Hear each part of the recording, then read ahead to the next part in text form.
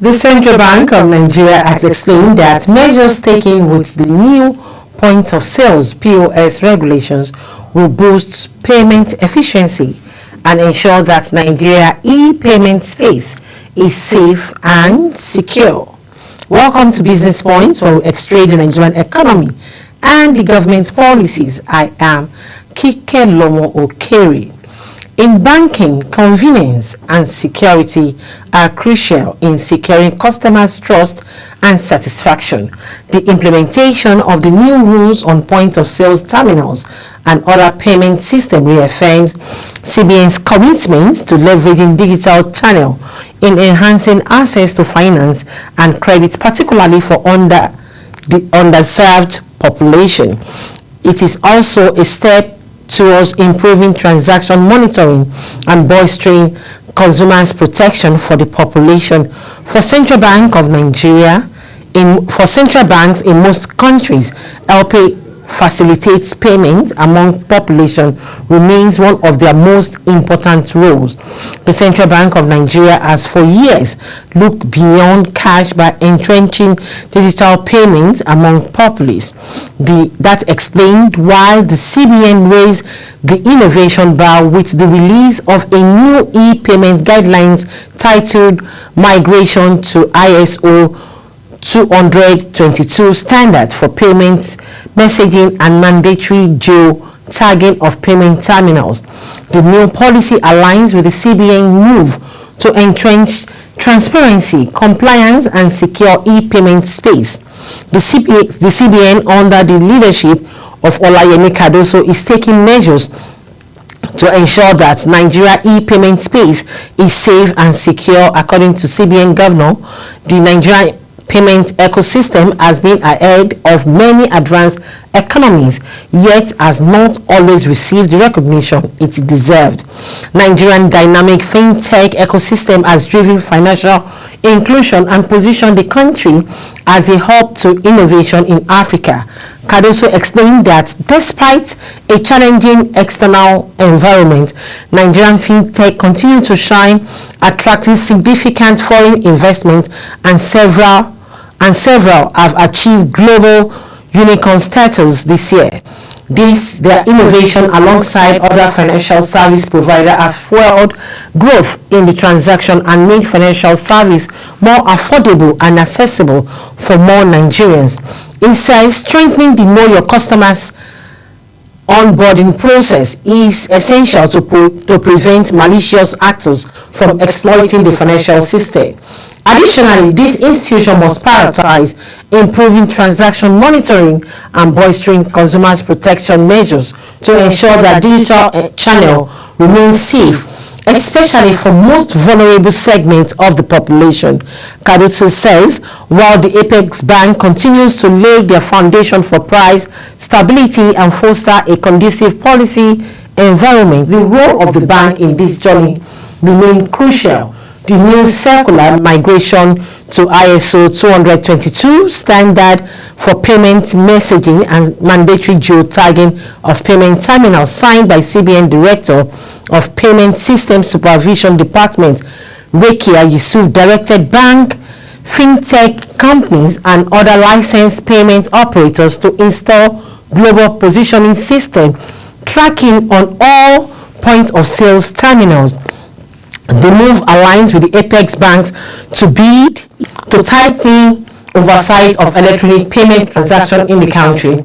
By this policy, all POS divers must have native geolocation service enabled with double frequency GPS receiver for reliable geolocation service.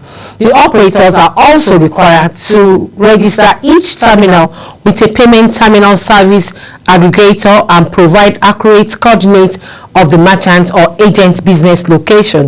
It further requires that every POS machine must capture and transmit its location data at the start of a transaction. Activities outside a 10-meter radius of the registered business or service point will be flagged, while terminals that are not tagged will be barred from processing payments.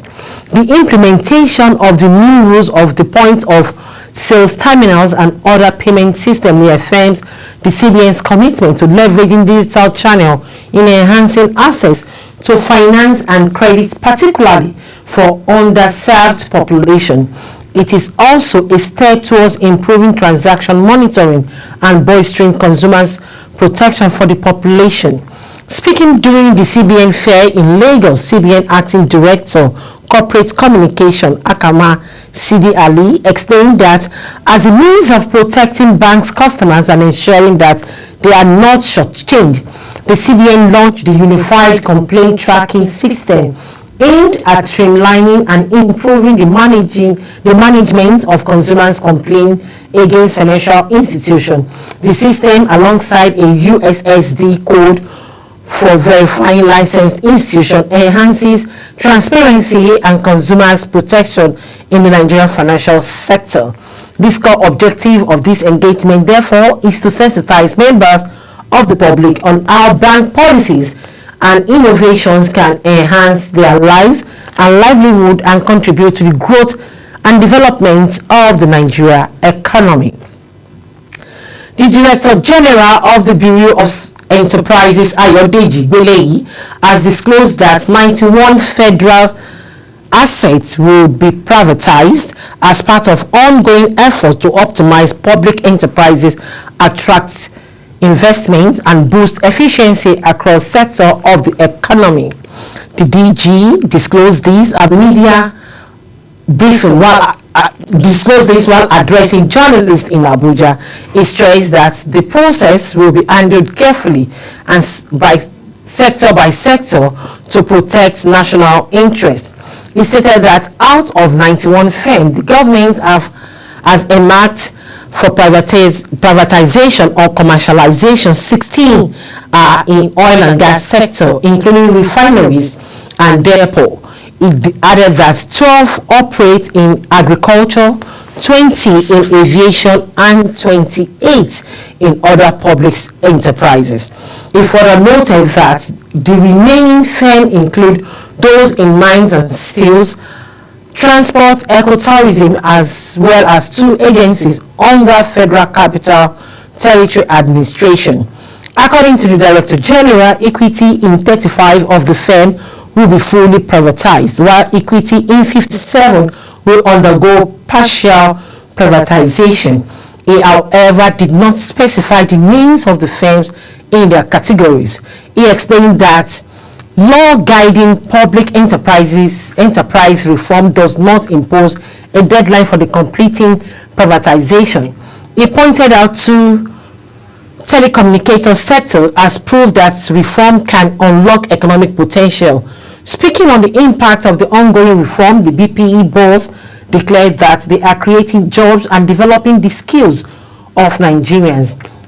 He also added that the government is set to list 2 electricity distribution companies and 1 generation company on the Nigerian Stock Exchange market. He, however, declined to reveal the name of the company, citing corporate confidentiality.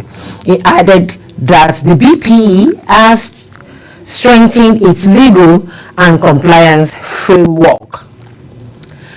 Nigerian business climate recorded a modest improvement in August 2025, even as structural constraints continue to weigh heavily on growth.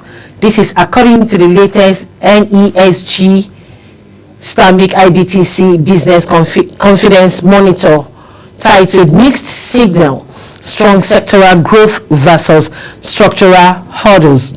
According to the report, the current business performance index rose to 107.3 points in August, representing an increase of 1.9 points from its July 2025 level. This discovery was driven by stronger performance in technology, finance, manufacturing, energy, and logistics, supported by target investments and ongoing reforms. However, these gains were tempered by structural bottlenecks affecting operational efficiency and business profitability. Trade manufacturing services recorded strongest rebound in August, According to the report, sectoral review shows improvement across industries and broader economic activities, with trade recording the strongest rebound in August following July decline. Meanwhile, manufacturing recorded 106.2 points, non-manufacturing recorded 116.2 points, trade recorded 114.1 points, and service recorded 103.7 points, all advanced in August compared to July 2025. Conversely, agriculture slipped into contraction territory, recording 95.6 index points. This decline was mainly driven by contraction on crop production and forestry subsectors. The sector's contraction, the reporter noted, is linked to multiple factors, including climate variability caused by delayed rainfall and shorter wet season, insecurity, and disruption to crop planting that extended into August 2025. A breakdown of the performance across the 5 agricultural subsectors revealed that 2 crop production and forestry slipped into contraction, while livestock and fishing recovered from the weakness observed in July 2025. The 3 expanding subsectors, livestock, fishing, and agro-allied, recorded slight performance improvement compared to July 2025. The report also noted that key sub-indices of the BCN, including investment, exports, access to credit, and price, registered lower value relatively to July 2025. The cost of doing business also rose in August, reversing the marginal relief of the previous month. Additionally, input price continued to worsen during the period. Major constraints restricting growth and performance in August 2025 were limited financing access, unclear economic policies, and unreliable electricity supply, high lease and rental costs, and persistent insecurity. In agriculture, the report identified challenges such as rising cost of poultry feed, fertilizers, and other critical inputs, which have made operation more difficult.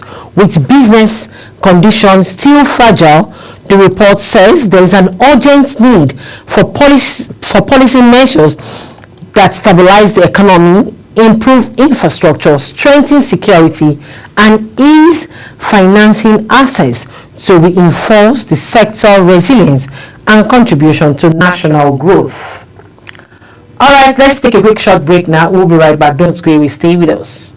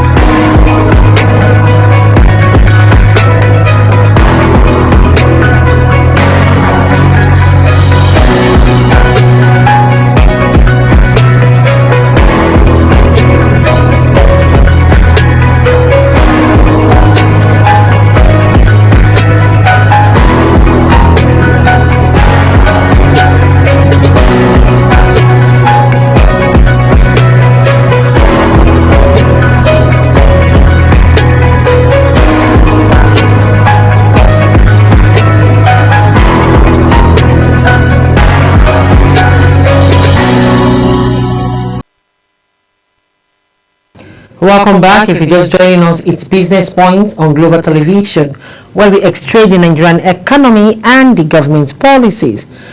Credit rating firm Data Pro Nigeria has revealed that the signing of the Nigerian Insurance Industry Reform Act 2025 has amplified the role of operating environment, the quality and the value of capital, and other factors when rating insurance firms. This was disclosed in the September edition of Rating Brief published by Data Pro Nigeria.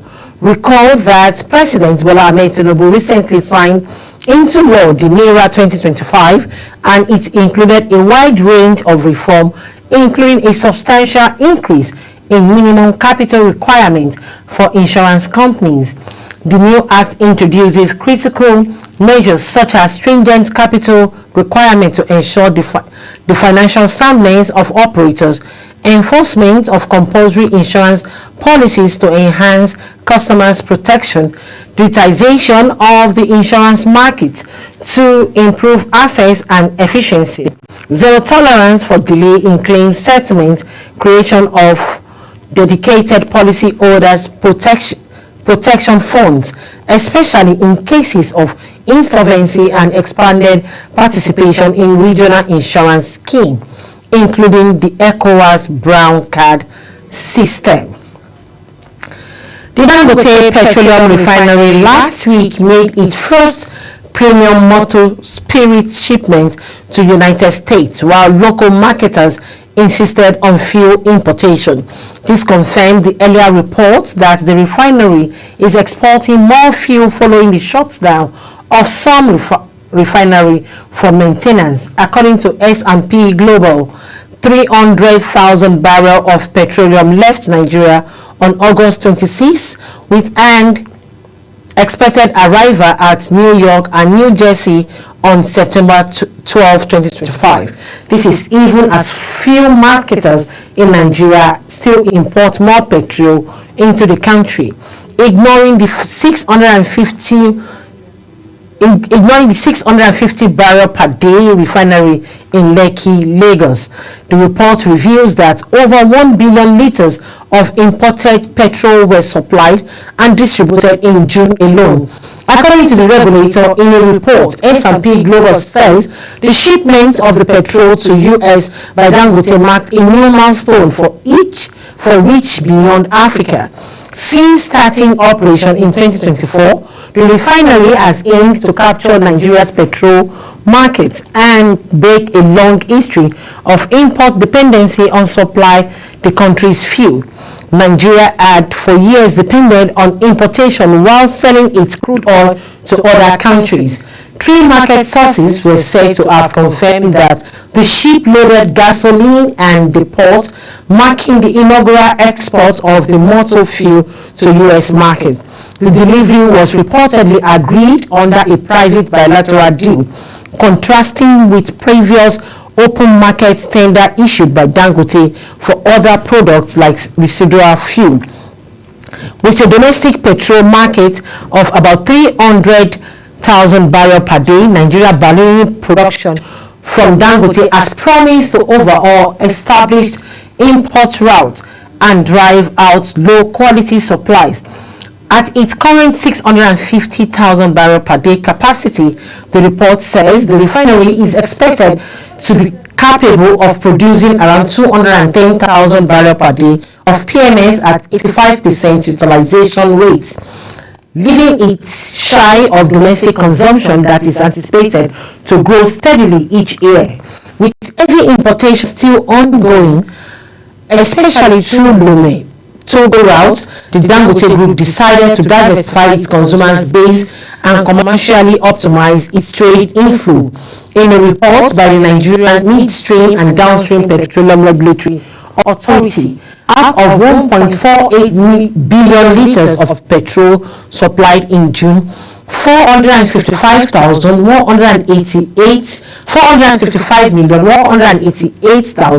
455,188,512 came from Dangote Refinery. It was the same in May.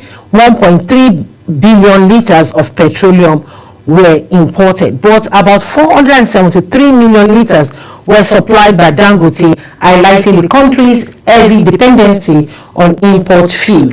During the 6th month of the year, Nigerian marketers imported 378.13 million liters of diesel compared with just 54.05 million liters produced locally.